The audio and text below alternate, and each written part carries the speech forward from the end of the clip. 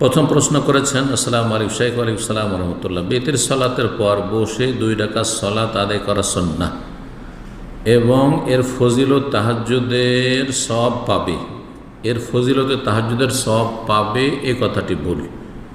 আর বেতর সলাতের পরে 2 রাকাত সলাত আদায় করা সুন্নাত এই কথাটি আংশিক ঠিক। সেটা হচ্ছে যারা তাহাজ্জুদ পড়বেন, নবী সাল্লাল্লাহু তাহাজ্জুদ পড়েছেন দীর্ঘ সময় ধরে, আর তারপরে বেতর পড়ার পরে 2 রাকাত পড়েছেন, কিন্তু বিনা তাহাজ্জুদে বেতর পরে 2 রাকাত সলাত পড়া আর সেটা বসে বসে খোঁড়ার মতো মসজিদে পড়া, এটা নবী সাল্লাল্লাহু আলাইহি ওয়াসাল্লাম করেনি, কোনো সাহাবী করেননি।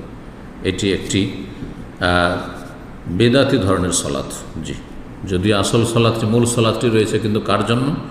তাহাজ্জুদ গুজার ব্যক্তি, এবং তিনি দীর্ঘ সময় তাহাজ্জুদ পড়েছেন, তারপরে বেতরের পরে 2 রাকাত পড়বেন। জি, আল্লাহ বলছে এটি হচ্ছে